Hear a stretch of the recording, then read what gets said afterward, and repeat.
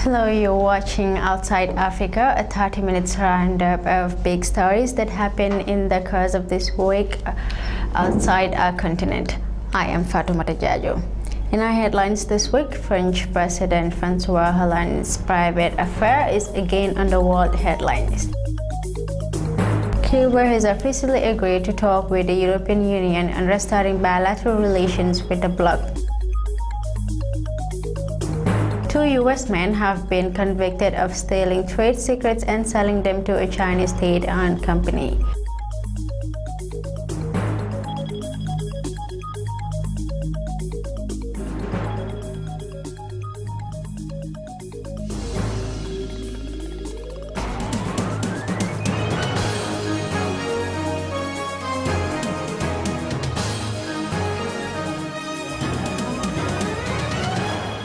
Welcome back. It all started in November when Ukrainian President Viktor Yanukovych, under Russian pressure, turned his back on a trade deal with the European Union and accepted a $15 billion bailout from Moscow. That prompted 3 months of straight protests, leading to overthrow of Yanukovych on February 22nd. Moscow denounced the event as an illegitimate coup and refused to recognize the new Ukrainian authorities. However, Crimea's parliament voted to join Russia on Thursday. Its Moscow-backed government set a referendum in 10 days' time in a dramatic escalation of the crisis over the Ukrainian region. We have more on this report. Any action has its opposite reaction.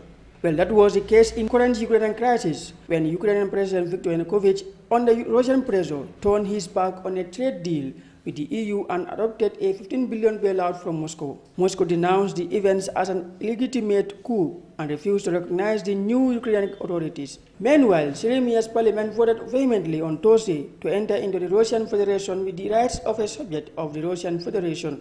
The decision, which diplomats said could not have been made without Putin's approval, raised the stakes in the most serious East-West confrontation since the end of the Cold War.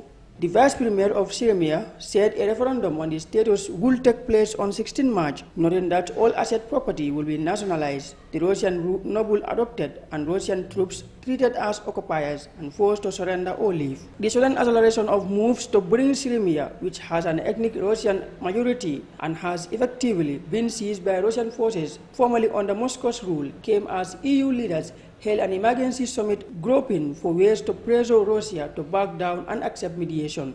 The EU condemned Russian actions in Crimea as illegal, voiced support for Ukraine's territorial integrity, but took only minor steps, suspending talks with Moscow on visas and a new investment pact, while warning of tougher steps if there is no negotiated solution within a short period. In Brussels, European Council President Herman Van Rompuy outlined a 3-stage plan to try to resolve the crisis, while announcing that the EU will sign the political path of a far-reaching agreement with Ukraine before May 25th elections and offer the country extensive aid and trade benefits. Unless Moscow opens negotiations with Ukraine and international contact group, the EU will move to travel bans and asset freezes on Russian officials and boycott a planned June Group of 8 summit in Olympic venue Sochi. If Russia took action that destabilizes Ukraine further, there will be grave consequences for bilateral economic ties, Van Rompuy said, without giving any deadlines.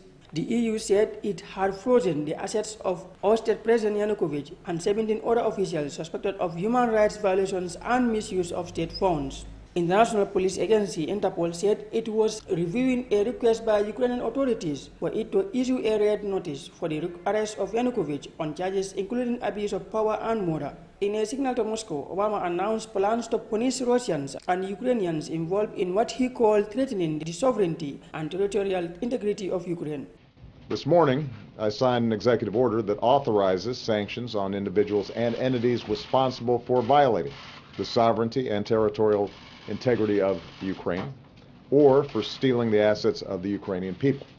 Any discussion about the future of Ukraine must include the legitimate government of Ukraine.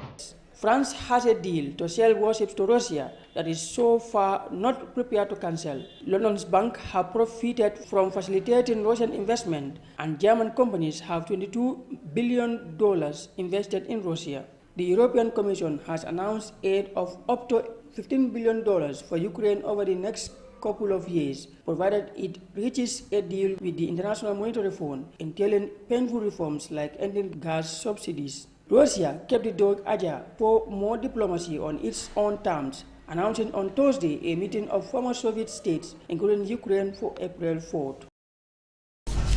Well, as the Western media turn attention to Ukrainian crisis leaving the war-torn Syria, at least 15 people have been killed and 12 others injured in country's central city of Homs after a car bomb attack rocked the city. We have more on this report. As Syrian civil war continues, at least 15 people have been killed and 12 others injured in the country's central city of Homs after a car bomb attack rocked the city. The explosion took place on Thursday in the Armenian district that is home to Christians and the alt-right sect. Syria's official Sana news agency said it was a terrorist attack, referring to foreign-backed militants fighting in Syria against the government of President Bashar al-Assad. Also on Thursday, a bomb blast killed 5 people and wounded 20 others in the city of Hama. Sana said the car bomb went off at the southern entrance of Hama, also causing material damage to nearby buildings. Meanwhile, foreign-backed militants have reportedly moved a group of Christian nuns they kidnapped last year as negotiators lost contact with the group. The militants abducted 13 nuns and 3 men from the ancient Christian town of Maulala on December 2, 2013 and transported them to the nearby town of Yarud, which is a militant stronghold that government forces are fighting to retake. The militants had given a list of demands to negotiators, including the release of all female prisoners in Syria's jails and the withdrawal of government forces from Christian religious sites. The militants fighting against the Syrian government had also attacked Maulala, which is regarded as the symbol of the ancient Christian presence in Syria, last September. However, they were pushed out of town by the Syrian troops.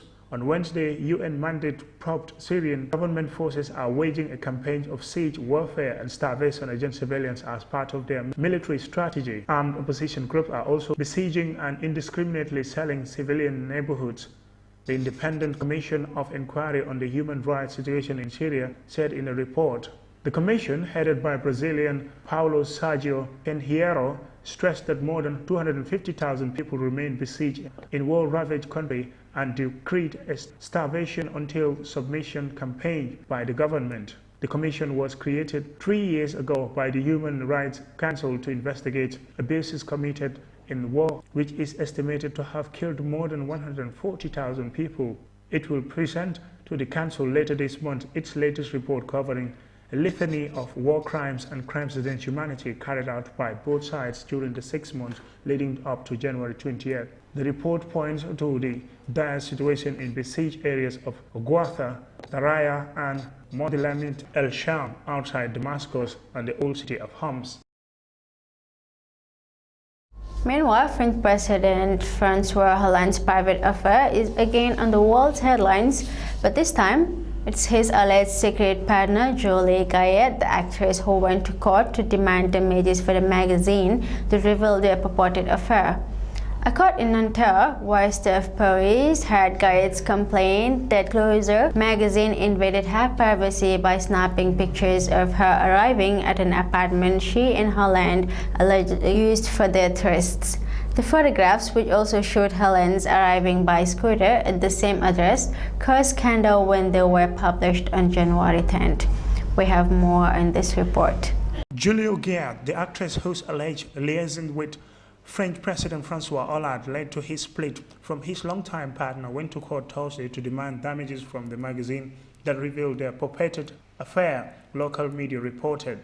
A court in Nanterre, west of Paris, had Gaillet complained that Closer magazine invaded her privacy by snapping pictures of her arriving at an apartment she and Hollande allegedly used for their tryst. The photographs, which also showed Hollande arriving by a scooter at the same address, caused scandal when they were published on 10 January. Closer has defended the images. They were in the public interest. 2 weeks after the revelations, Hollande announced his split from his partner, Valérie Trierweiler, France has some of the toughest privacy laws in the world, but magazines like Closer have become more brazen in their coverage of the rich and famous, as damages awards are usually relatively low. Gayat is taking 50,000 euros in damages. The 41-year-old performer was not in court for the hearing. She has kept a low profile since the scandal broke. Her appearance at last week's French Film Awards ceremony was her first in public since January. A ruling in the case was set for March 27. President François Hollande, the man who never married, is a bachelor again, after ending his 7-year partnership with Gloria Treyon with a phone call to a French news agency on Saturday. The president plans to have no more live-in laws at the Élysée Palace for the remaining 40 months of his presidency. France assumed that his relationship with the actress Julia Gayat, 41, will continue, but that she will remain in her own apartment with her 2 teenage sons. Reporting for iAfrica, Mamadou Gajaga. All said and done, Cuba has officially agreed to talk with the European Union on restoring bilateral relations with the bloc. The negotiations are expected to boost trade and investments in the communist-run island, but will be linked to progress on human rights. The EU restricted its ties with Cuba in 1996 to bolster dialogue on the issue in multi-party democracy. The bloc is already Cuba's second biggest economic partner after Venezuela, and many member states have bilateral ties with the island. Cuba has officially agreed to talks with the European Union on restoring bilateral relations with the bloc. Foreign Minister Bruno Rodriguez said Cuba accepted the EU invitation made last month with satisfaction. The negotiations are expected to boost trade and investment in the communist-run island, but will be linked to progress on human rights. The EU restricted its ties with Cuba in 1996 to bolster dialogue on the issue on multi-party democracy. The bloc is already Cuba's second biggest economic partner after Venezuela, and many member states have bilateral agreements with the island. It also represents a major source of tourism revenue, with the hundreds of thousands of European tourists visiting Cuba every year. Cuba welcomes with satisfaction the 10 February proposal of the High Official, which will put an end to the unilateral EU policies towards Cuba and accept the start of the negotiation. Mr. Rodriguez told reporters in the Cuban capital, Havana. I'm always careful to speak about all human rights. There are human rights issues where we have common ground with Cuba, especially in the social field. There are others where we don't, and where we are offering the dialogue because much remains to be done. We have been told that everything could be on the table, so we leave that for the negotiation. The minister was referring to EU foreign policy chief Catherine Ashton, who at the time said she hoped Cuba would take up the offer. A time frame for the negotiation has not yet been agreed, but the EU negotiations have already said that they aim to sign a new bilateral agreement by the end of 2015. The announcement comes with Cuba engaged in an economic and social reform policy launched by President Raul Castro. It indicates the most important diplomatic shift since the EU lifted sanctions against Cuba in 2008. The communist government has already expressed willingness to engage in talks with the US. After a meeting with an EU official last month, Mr. Rodriguez said he hoped President Barack Obama would follow Europe's example. The US imposed an economic embargo on Cuba over its economic policies and human rights records in 1962. Over 2 decades after the racist murder of teenager Stephen Lawrence, the British government has ordered a second major inquiry into the role of the police following profoundly shocking new revelations. The move on Thursday follows a fresh review which reveals further concerns about the police actions, namely the use of undercover officers to spy on Lawrence's family as they campaign for justice. The Macpherson inquiry in 1999 found the police investigation into Lawrence's murder 6 years earlier was seriously flawed and marred by institutional racism, a finding viewed as a watershed moment in British race relations. Finally, in our This Week Outside Africa edition, 2 U.S. men have been convicted of stealing trade secrets and selling them to a Chinese state-owned company. A California court found businessman Walter Liu and scientist Robert Magel guilty of economic espionage. They stole U.S. from DuPont's secret method of making titanium dioxide, a whitener used in products including paint, paper, food, and court ruled. The men sold the trade secrets to Chinese Pangang Group. The court added they will be sentenced in June. That's all we have for you on our This Week Outside Africa edition. You can follow developments of this and more stories on our website at africa.tv. I am Fatoumata Jaju with the entire Outside Africa production team. See you next week.